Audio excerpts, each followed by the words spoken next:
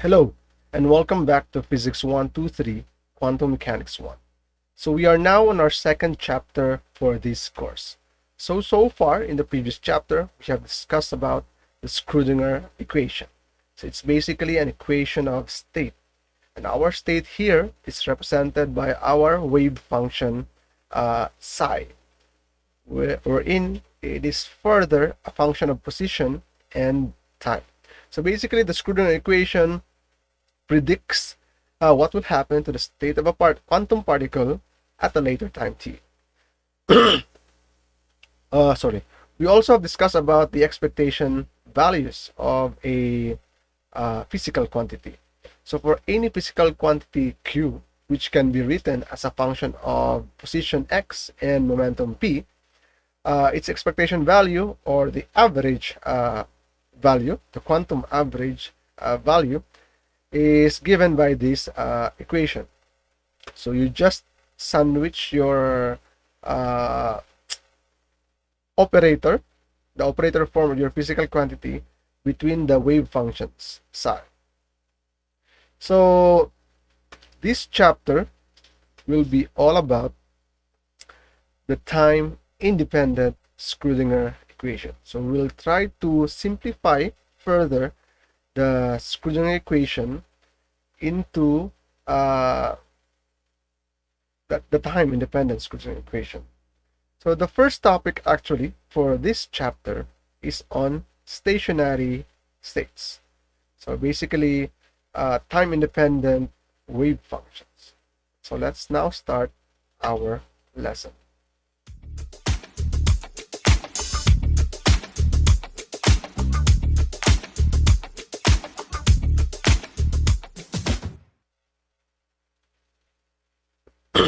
So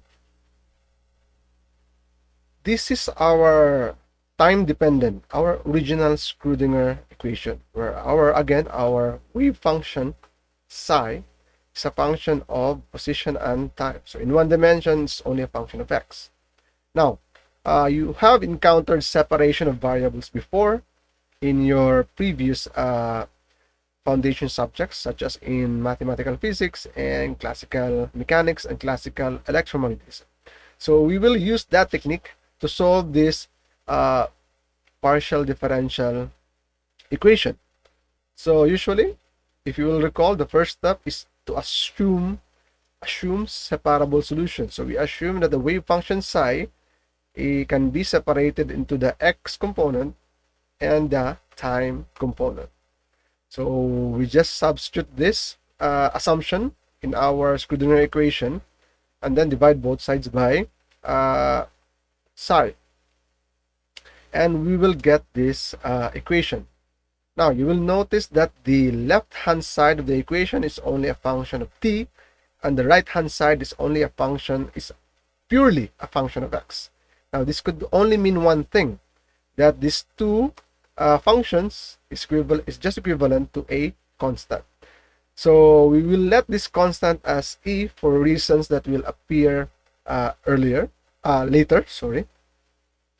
And for the time component, so it's equal to e, just cross multiply IH bar and psi, and you get this equation. So this is just a very easy to solve equation. So you will get d psi over psi, and then e dt. So you will get an ln and exponential.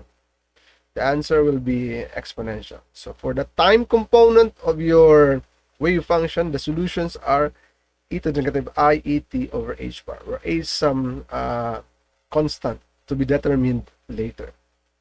Now for the for the x component, for the position component, so if you multiply psi both sides of the equation, then you will get this equation.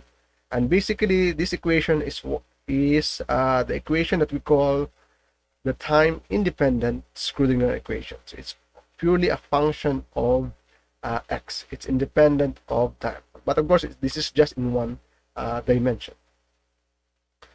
So we can actually factor out the operator acting on psi, and if you will notice, from our definition of quantum momentum, it's just h bar over I ddx, the first order differential operator. So therefore, p squared is just you apply p twice, so you get a second order differentiation.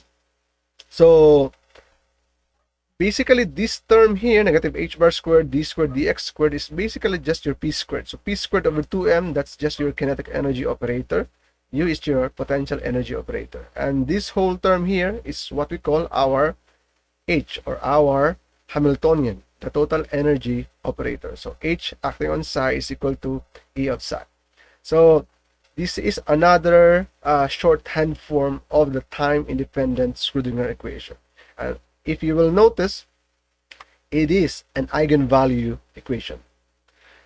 Okay, so in 3 dimensions, actually, the Hamiltonian operator is given by this, where this is now the Laplacian. So it can be in cylindrical, spherical, or Cartesian coordinates. So going back to our original wave function, we can actually write the wave function now as a linear combination of our solution. So you have learned this before in your mathematical physics, that if there are many solutions to an equation, to a partial differential equation, for instance, then a combination of these solutions is also a solution. So in general, the most general solution is a linear combination of all the solutions. So therefore, we can write our general wave function as a combination of psi n and the time component solution, which is e to the negative I et over h bar. So from here, we see that this is actually our time-dependent wave function. This is actually the true wave function. And psi n's here, which is only a function of x, are our time-independent wave function. So from here on, we will just refer simply to this as the wave function. And whenever we need to refer to the time-dependent wave function, so we'll just emphasize that we are referring to the time-dependent or the true wave function. So from here on, when we say wave function, I am referring to the time-independent wave function. And basically, this represents the nth state of a quantum particle. And our time-independent Schrodinger equation can also be written in terms of the Hamiltonian. Hamiltonian acting on the nth state is equal to the energy of the nth state times the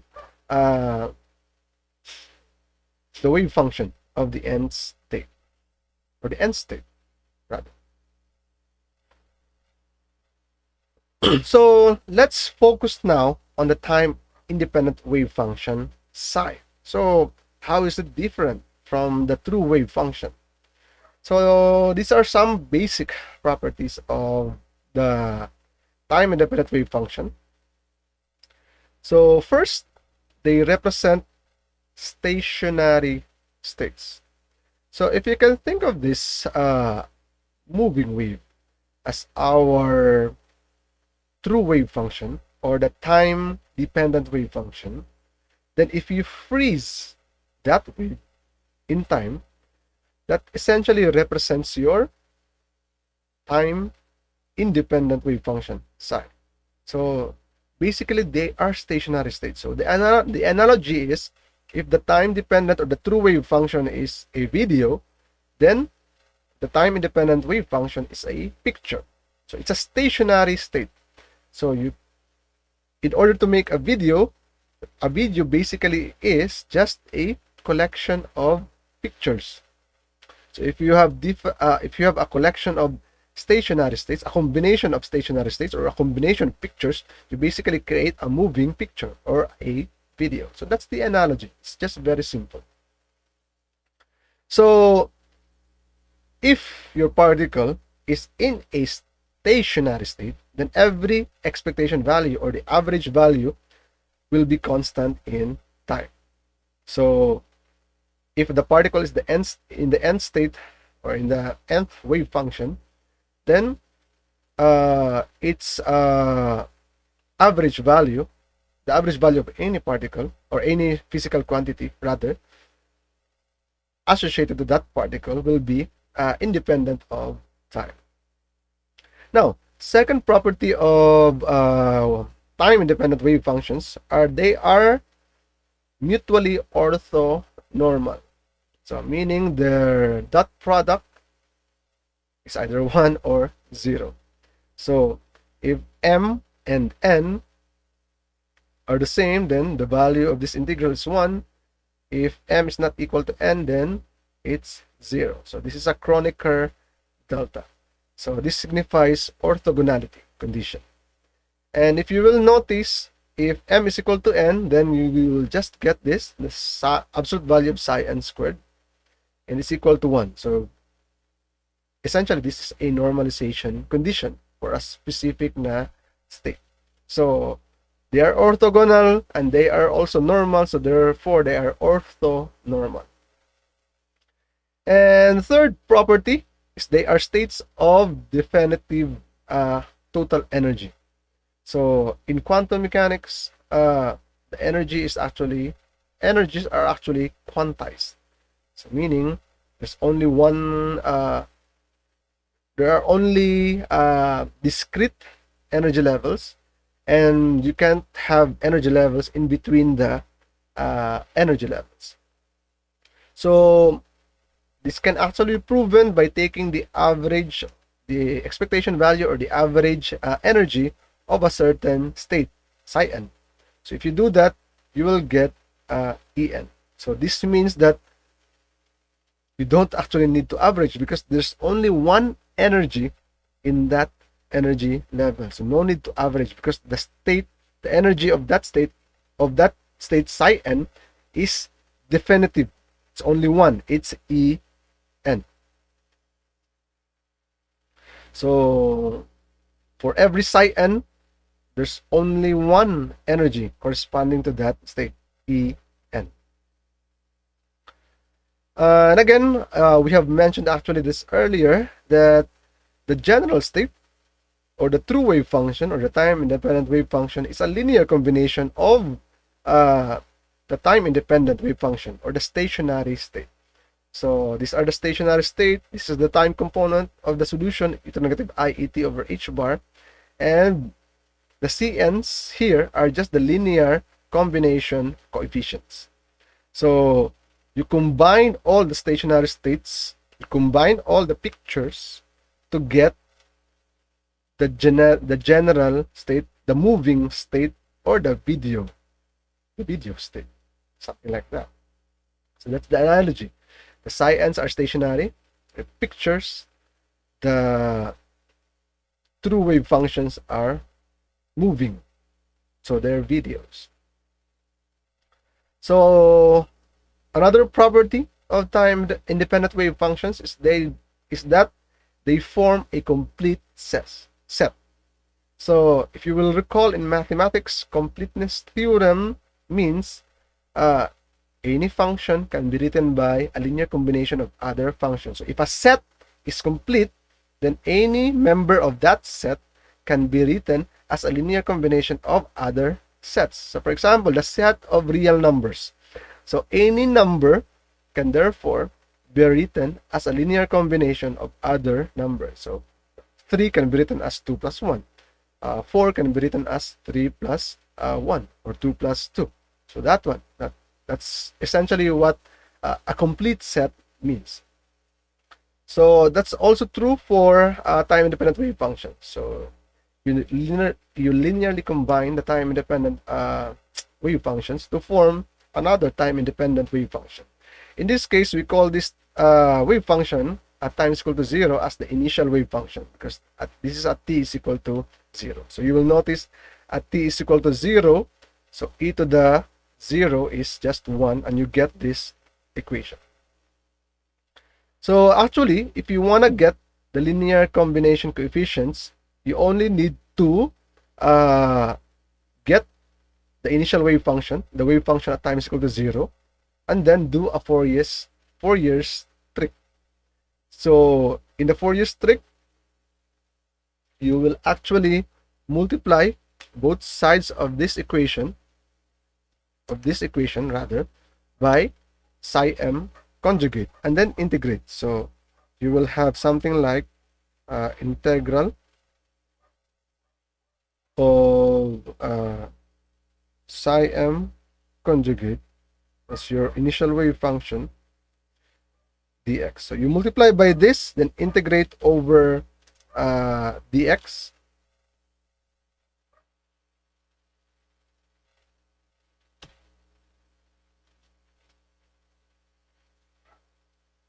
And then, so this is equal to summation of n cn integral of psi m conjugate psi n dx. Okay. And by doing that, this integral is basically just delta m n. And you will be forced to discard all of the other terms in this summation and only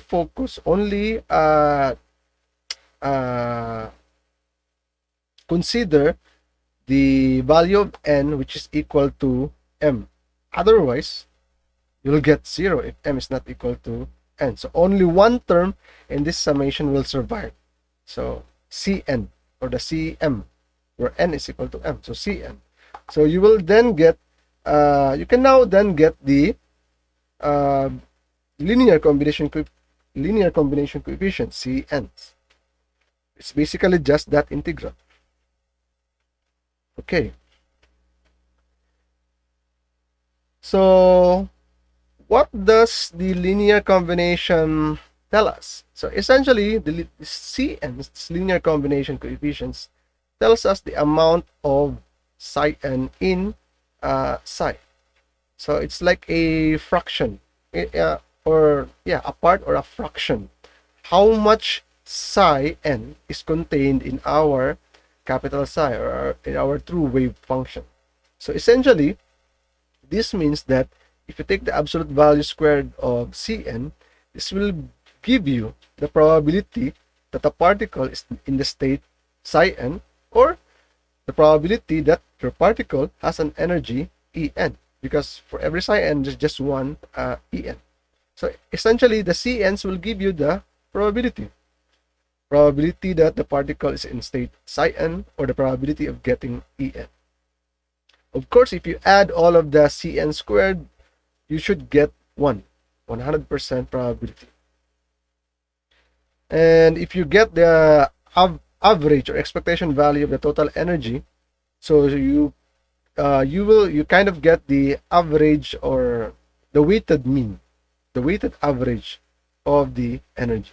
So the probability of that certain energy times that energy plus the other energy. So it's like a weighted mean. And usually this is something, or an extension of the conservation of energy. So you will notice that nature is always conserving energy, and the average energy is usually due to the most probable energy, or the most probable value of or the most probable state, for that matter. So let's have an example. So we have a particle, and it starts out in this state. So this is the initial wave function. So it's C1 psi1 plus C2 psi2. So it's actually a generic, it's a summation of n, c, and psi n, but for n only starts from 1 to 2. So where the C1s and C2 and the psi n's are real. So the question is, what's the wave function at any time t, and what's the probability of what is the probability density, and describe its motion. So for the first question, so we just use the general solution. So summation of C and psi n, linear combinations of psi n, e to the negative I et over h bar. But here, since our initial wave function is only from 1 to 2, then it's only from 1 to 2. And you will get this one. So essentially, if your wave function is already in the form of a linear combination of the time-independent wave function, you can already get the wave function at any time. But that's not always the case, as you will encounter later in our previous problem. So the initial wave function usually is not given as a linear combination of the time-independent wave functions. So here, so we get this one. So basically, this is our wave function at any time t. So for the second question, probability density. So wave function, absolute value of the true wave function squared. So that's the conjugate times itself. So the conjugate of this, to get the conjugate, so complex conjugate. So if there's an imaginary part, I, you just negate it. You make it negative I. So the conjugate of this psi star will just be positive I e t over h bar. Same here, positive I e 2t over h bar. So psi 1s and c 1s in the condition, they are real. So therefore, their conjugates are just themselves. So that's what you mean by real. They have no complex conjugate. Actually, their complex conjugate are just themselves. So doing that, we will have actually 4 terms because this is a 2-term function multiplied by another 2-term function. So you will get the first term will be c1 squared psi 1 squared, c2 squared psi 2 squared, and the middle terms. You combine all those middle terms, and you will get a cosine, because you will get something like e to the I something plus e to the negative I. If you will recall the definition of cosine theta in terms of exponential, it's e to the I theta plus e to the negative I theta over 2. So you will get something like that, and you will get this equation. So what does this probability density tell you? You will notice that the probability and density, aside that it is a function of x, because psi 1 and psi 2 are functions of x, it's also a function of time. And in fact, this term here is actually your angular frequency of oscillation, omega. So cosine omega t. So it's a wave. It's waving actually. So in this case, the probability density is oscillating with time. So at this time, it has a maximum probability. For instance, at another time, there's lower probability, and then maximum, minimum, maximum, minimum. So it's oscillating, just like a sine or a cosine. Actually, it's a cosine function. So in general, the probability is actually moving. So it's time dependent. The probability in quantum mechanics in general is time dependent. So depending on the time, the probability also changes, because there's it's not fixed. It's always moving. The probability is moving, or the probability is changing with time. But you will notice earlier that there will also be cases wherein there are certain examples wherein the probability is constant with time. So we cannot determine yet the stationary states, the energy levels, and the linear combination coefficients without knowing the specific potential energies. So in this chapter, we will be dealing with we'll be discussing 4 potential energies. We will start with the infinite square well, and then we will move on to the harmonic oscillator potential energy. And in between, we will discuss about the free particle. When you say free particle, it's not subject to any potential energy, so U is 0. And then we'll go on to the delta, to the more realistic potential energies, the Dirac delta potential energies, and the finite square well potential energies. So that's it for this lesson. So as I have said earlier, we will start in the infinite square well potential energy for the next lesson. So thank you for viewing the video, and I will see you again next lesson.